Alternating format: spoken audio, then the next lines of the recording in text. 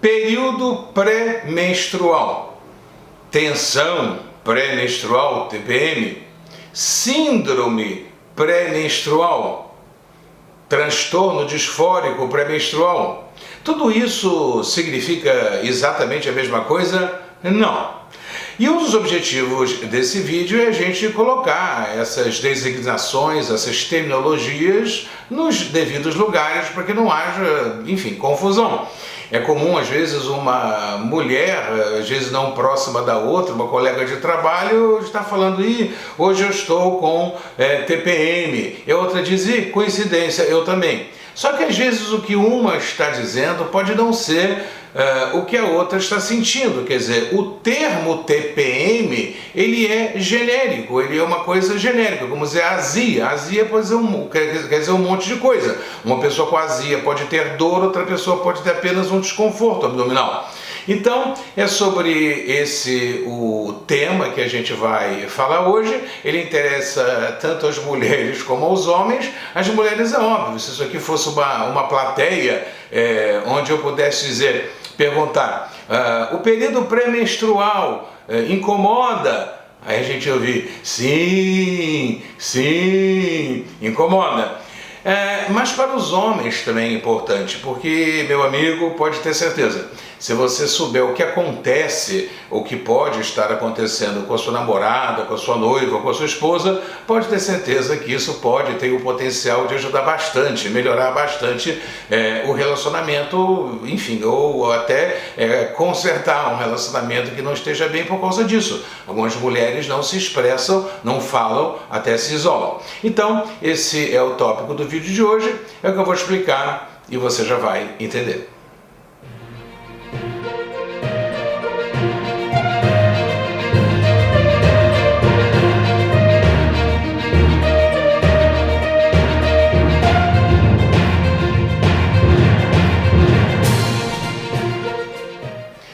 Para quem nunca viu nenhum vídeo aqui do canal, meu nome é Eduardo Dinetti, eu sou médico, eu sou especialista em psiquiatria e em nutrologia. Seja bem-vindo ou bem-vinda ao canal. Síndrome pré-menstrual ou tensão pré-menstrual ou período pré-menstrual ou transtorno disfórico pré-menstrual. Eu não vou entrar aqui na definição do que acontece com os hormônios femininos durante o período pré-menstrual, durante a menstruação, porque eu não vi nenhum, mas com certeza tem um monte de vídeo aqui de colegas da ginecologia, da obstetrícia, enfim, explicando isso, para a gente não gastar tempo, porque já com certeza eu não vi nenhum, mas deve ter um monte de vídeo falando sobre isso. Vamos começar pelo básico, o período pré-menstrual. O período pré-menstrual é um período natural, normal. E existem mulheres que não sentem praticamente nada, ou às vezes não sentem nada. Já existem outras mulheres que apresentam um certo desconforto, mas elas elas lidam com isso sem maiores problemas. Isso é o período pré-menstrual, essas alterações naturais que acontecem antes da menstruação. Indo um pouquinho mais avante, nós temos a tensão pré-menstrual. Aqui começa um pouquinho já de confusão mesmo, porque existe uma outra terminologia que foi criada por alguns autores chamada de síndrome pré-menstrual. Eu particularmente não gosto muito dessa designação de síndrome pré-menstrual, porque síndrome dá a entender doença, ou associa-se quase que imediatamente a uma doença, enquanto que a maioria das mulheres não tem doença nenhuma, mesmo apresentando desconfortos. Algumas mulheres, por exemplo, experimentam períodos de dores de cabeça, outras de dor abdominal, cólica, algumas ficam desanimadas, umas mais retraídas, outras ficam mais ansiosas, outras têm dificuldade de dormir, outras dormem muito, podem ter dificuldade, é óbvio, em realizar algumas atividades, por exemplo, de esporte na academia, por razões evidentes, em razão desse período. No trabalho também algumas se sentem prejudicadas, ou melhor dizendo, prejudicada não é o termo, mas se sentem incomodadas porque pode prejudicar aquela função, dependendo da função que ela exerce ali no trabalho dela. Você já entendeu? Agora, aonde é que entra doença nessa história? Então, o período pré-menstrual é um período natural. O período pré-menstrual não é uma doença. E eu disse que não gosto de síndrome pré-menstrual, porque a síndrome pré-menstrual, esse termo que foi cunhado por alguns autores, ele não designa necessariamente doença nenhuma. Ele pode estar se referindo, é um termo até por isso que eu acho muito mal cunhado, mal feito, designar determinados comportamentos naturais e parece que é uma doença. Eu acho que ficou mais ou menos para você entender. Eu prefiro chamar então de quê? Eu prefiro chamar de período pré-menstrual, que acontece, onde acontecem essas variações hormonais e que podem ter essas consequências com a mulher que sofre disso, né? Ou seja, que sofre disso. Todas as mulheres que menstruam, porque tem mulher também que não menstrua mais, que, enfim, pode afetar o seu dia a dia até que venha a menstruação. Esse é o detalhe que eu já vou falar já já. Então vamos lá, síndrome pré-menstrual, não gosto muito desse termo, período pré-menstrual é o natural, é o normal. Agora, quando você já entra na chamada tensão pré-menstrual, aí você já pode estar falando, já pode estar se referindo ao transtorno disfórico pré-menstrual. Aí sim entra aqui bem a psiquiatria. O que é o transtorno? Na verdade entra a psiquiatria, mas numa combinação, numa harmonia, porque o corpo é uma coisa só. Antes de sermos especialistas, somos médicos, então não é uma coisa só da psiquiatria, só da ginecologia, é uma coisa combinada na realidade. Quando existe normalmente algum transtorno, aqui é uma das coisas mais importantes, um transtorno já ou latente ou manifesto, um transtorno bipolar, por exemplo, que está muito devagarzinho ainda, a pessoa nem sabe que ele é bipolar, está começando, ou um quadro depressivo também, que pode ser crônico ou episódio, ansiedade. Quando existem algumas doenças, ou latentes ou já manifestas, essas doenças elas podem vir a se agravar durante o período pré-menstrual. E agravando-se essa doença, costuma-se dar genericamente o termo de transtorno disfórico pré-menstrual. O que é disforia? Disforia é uma alteração do humor, como você tem euforia, o humor eufórico, uma disforia, um humor como se fosse um humor desorganizado, um humor disfuncional. Por isso chama transtorno disfórico pré-menstrual. Como eu disse, algumas mulheres elas podem lidar bem e lidam bem mesmo com um agravamento temporário, porque elas já sabem que vai ser uma coisa temporária, às vezes já estão em tratamento para depressão ou para ansiedade e já tem um alívio que é aquela própria medicação, nós vamos falar já também sobre medicação, já pode estar dando um alívio para ela se ela sofre de algum desses transtornos. Deixa eu já logo citar alguns transtornos que tendem a ficar exacerbados, tendem, não é uma lei, matemática, aritmética aqui. Por exemplo, na ciclotimia, por exemplo, na distimia, é muito comum na distimia, na distimia então é muito comum haver uma exacerbação das características da doença, porque tem vídeo aqui no canal sobre a distimia e sobre a ciclotimia. Então, dentro do que a gente vê, né, aí já vamos caminhando para tratamento, dentro do que a gente vê, do que pode ser feito, você pode abordar isto de maneiras diferentes. Por que abordar de maneiras diferentes? Porque não necessariamente você precisa fazer um tratamento. Se a mulher sente, por exemplo, incômodo, dores de cabeça, dores abdominais, enjoos, náuseas, você pode orientar, muitas mulheres já fazem sozinhas isso, porque a mãe ensinou, enfim, ou a avó. Elas repousam mais, elas às vezes fazem uma pausa quando é possível no trabalho, ou diminuem ou alteram algumas das suas atividades. Na academia às vezes não dá mesmo para ir, e vai depender muito também do que acontece no período que vem após o período que vem quando já vem a menstruação, ou seja, quando já começa a menstruação, que pode durar em umas mulheres mais tempo ou menos tempo. Então, dentro do que é doença, né, eu citei a ciclotimia, eu citei a distimia, no transtorno bipolar também agrava bastante, pode agravar bastante a irritabilidade, que não é só no transtorno bipolar que a mulher pode ficar irritada. Às vezes dentro do período pré-menstrual, ou seja, não configura doença nenhuma, ela pode também experimentar um desconforto, uma irritabilidade e até dificuldade, às vezes, de convívio com outras pessoas em razão daquele estado em que ela se encontra. Mas veja bem, olha a ênfase aqui do vídeo, é não patologizar tudo, não achar que determinados comportamentos naturais que pertencem ao período pré-menstrual são necessariamente doença.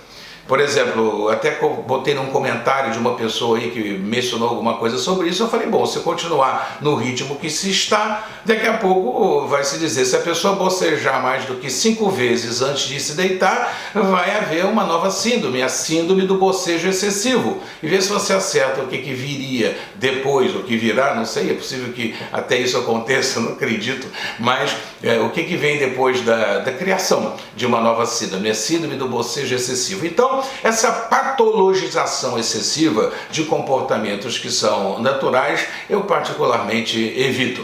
Então, quando é doença, quando já é realmente o transtorno disfórico pré-menstrual, que ele pode ser isolado, ele pode aí, já é uma segunda parte aqui do território de doença, ele pode ser isolado. A pessoa pode não ter depressão, a pessoa pode não ter ansiedade, pode não ter bipolaridade, pode não ter ciclotimia, pode não ter distimia, mas ela apresenta sintomatologia depressiva, ela apresenta ansiedade sem que ela tenha aqueles transtornos, entendeu? É primário, ou seja, é o próprio transtorno disfórico pré-menstrual, disforia, essa alteração do humor, o humor fica disfuncional e depois volta ao normal. Já no caso de quem tem depressão, a depressão vai continuar havendo necessidade do tratamento da depressão ou da ansiedade. Com relação a tratamento, além das abordagens simples, é uma gama grande, tem que ser muito individualizado, até porque eu acabei de dizer, depende do que acontece depois, né? A tendência é vir um alívio progressivo assim que começa, ou rápido até, quando começa a menstruação, que pode durar mais tempo ou menos tempo, dependendo de cada mulher. É claro que é óbvio que eu estou excluindo doenças que possam existir, na endometriose, por exemplo, que é o território dos colegas dos colegas e das colegas, dos colegas masculino plural é masculino, dos colegas da ginecologia e da obstetrícia. Em havendo algum problema, alguma doença ginecológica, claro que aquilo tem que ser abordado e tratado. Agora, no caso, quando não existe isso, quer dizer, não existe uma doença e a mulher pode lidar, o tratamento ele vai variar, porque, por exemplo, se a pessoa é portadora de depressão ou de ansiedade ou de bipolaridade, óbvio, você vai ter que continuar o tratamento da depressão, da ansiedade ou da bipolaridade, se a pessoa ainda não estiver boa. Quando é o transtorno disfórico pré-menstrual isolado, aí que entra também uma gama de possibilidades. Por exemplo, inibidores seletivos da recaptação de serotonina podem ser dados. Algumas pessoas precisam, algumas mulheres precisam de ansiolíticos, porque a ansiedade fica muito grande. Analgésicos, eu já falei, muitas, como eu disse, fazem por conta própria, porque aprenderam, ou porque alguém as orientou, às vezes um médico toma um antiespasmódico, um analgésico, ou uma combinação, e faz um repouso, etc. e tal, eu já mencionei isso. Agora, eu acho que o ponto, para a gente terminando, mais assim polêmico, eu diria, né? Talvez polêmico não seja a melhor palavra, o melhor termo, é com relação aos estabilizadores do humor. Tem uma coisa também que, com relação ao antidepressivo, os antidepressivos são muito diferentes entre si. Então não são todos os antidepressivos que são adequados para esse período, ou seja, para esse transtorno disfórico pré-menstrual. Alguns antidepressivos são bem melhores, outros são completamente não recomendados, até porque também tem o problema, não vamos esquecer, do problema de cortar, uma pergunta que as mulheres fazem muito no consultório, e corta o efeito da pílula, corta, mas como o objetivo não é falar o vídeo inteiro sobre tratamento, que ficaria grande muito grande o vídeo, a gente pode até falar, mas a escolha do antidepressivo ela tem que ser também cuidadosa. Eu vou repetir, isso é que é importante. Eles são muito diferentes entre si e alguns são bem melhores, são mais eficazes para o tratamento do transtorno disfórico pré-menstrual do que outros. E o que eu disse que é um pouquinho polêmico, né, que não é uma coisa de consenso fácil, é o uso ou não de estabilizadores do humor. O problema dos estabilizadores do humor são os efeitos colaterais. Muitas vezes, bom, claro, se a pessoa já tiver em tratamento por uma doença que necessite de estabilizador do humor, aí a história é outra. Agora, no transtorno disfórico pré-menstrual, você administrar um estabilizador do humor não é uma coisa que não possa ser feita ou que nunca é feita, mas é preciso uma avaliação custo-benefício. Vale a pena? Quer dizer, tem alguns estabilizadores do humor, eu repito, o maior problema dos estabilizadores do humor são os efeitos colaterais de vários deles, então vale a pena, será que vale a pena fazer um tratamento com a adição, acrescentando ou isoladamente até um estabilizador do humor? Aí você conversando com o seu médico, você vai decidir.